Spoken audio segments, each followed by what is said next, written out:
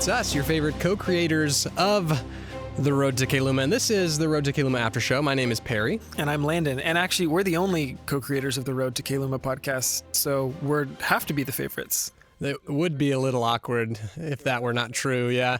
Well, on the RTK After Show, you can expect us to basically go deeper into the episode you just listened to, talk about some of the themes, and maybe leave you with some thought-provoking questions that could spark some conversation with friends and family. Absolutely. I've got a question. Speaking of questions, Okay. Perry, we wrote a heist scene, effectively. This doesn't sound like a question. Well, I'm starting with a statement, okay. and then I will move to the question. Love so the that. question is, how do you write a heist scene that is typically so reliant on visuals when you don't have visuals? That is a great question. And you know what? I can't really give an answer for you, but I can say that we tried. We did. We tried to do that. If you guys noticed that stronghold scene at the very beginning, it's really like a heist scene, and we definitely had a unique challenge. And you actually were the spearheading this scene and writing all the actions. And Ben Oric, our actor for Oric, he did such a fantastic job. It was really fun to watch him really just be in there and squeeze through the drain and get inside the chainmail, the armor and whatever. So, how would you say was your experience of like trying to make this scene come to life without just saying it? Yeah, because first off, I hope you understood what was going on. And secondly, we really didn't want it to be like, oh, I am now crawling through the drain. Yeah. And so first off, like you said, Ben did a great job of giving us those clues. And then secondly, just our sound design team did a great job of bringing in all those sound effects and making you really feel immersed. And I think we gave him enough clues to understand what was going on. But it definitely was a challenge when you can't see what's going on. Tell us a little bit about Cedric. Yes. So we had...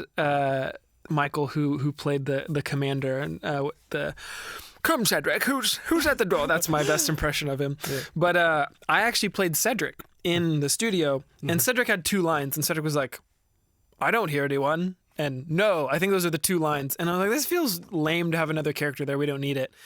And when we were listening to the edit, I was like, what if Cedric was a cat? And then so we had our sound design team put in sound effects, cat sound effects. And I think it played pretty well. I will say, the first time that I heard that edit with the cat sound effects, it was an immediate yes. That is what we're doing. Yeah. So there's a little fun fact for you guys. That was quite literally added in post-production in the edit. So I hope you enjoyed that little tidbit. Landon, to keep kind of going down this road of thinking that we've been traveling down now for the road to Keiluma. No. Roll credits. To keep going down this road about Oric and Yannick's relationship, talk a little bit about him disobeying his father. Now he's learned that his father's maybe not the person that he thought he was. And he gets this letter from his dad basically asking him, don't keep doing what you were going to do. Come home. You're not ready. Yeah. What do you think, is what's going through Oric's mind, and how do you relate to that? Totally. I've been in a similar spot. I've not been told to come home because my dad's about to go to war kind of thing. But I think what Oric is feeling is his desire to make his dad proud is overriding his desire to be in a good relationship with his dad. And so he's willing to go out of bounds in order to kind of keep up appearances. And I honestly, there was a time where I was very dishonest with my parents about kind of some of the things that I was doing just because I wanted them to think of me a certain way. And whether that's lying to your parents, which is not good, or like Oric disobeying your parents, when we feel like we have to do A, B, and C so that we can be in right relationship with them, then we're going to eventually go out of bounds in places like this. And it's a common thing. And I think Oric is just feeling that pressure.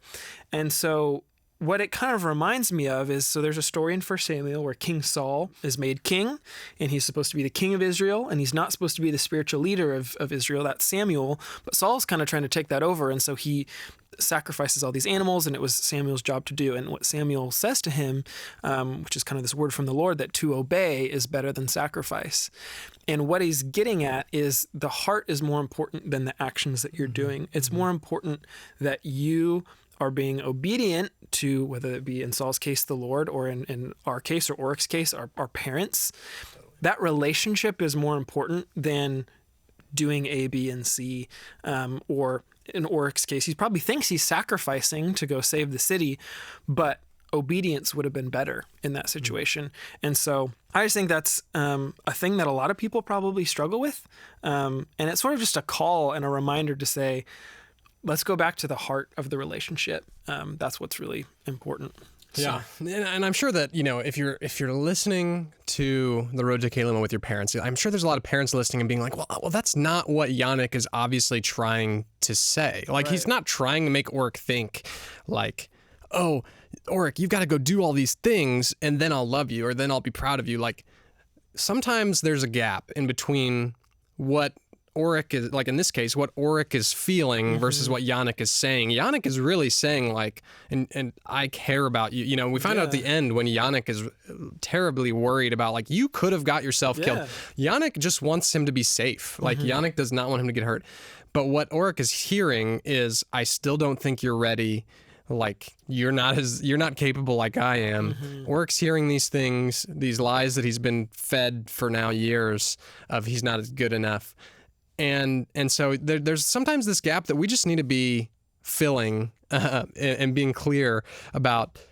It's really not what you do. You don't have to earn my love. You don't have to earn me being proud of who you are. And so that just really, we're just hammering home like this idea with Oric and Yannick's relationship, and it's gonna keep, you know, developing and so we're excited to see with episode 4 how we continue to see this through line of their relationship and hopefully heading towards restoration. Absolutely. Yeah, so parents, sometimes, you know, it just takes being brutally honest with your kids and saying, hey, it really doesn't matter what you do. I'm proud of you.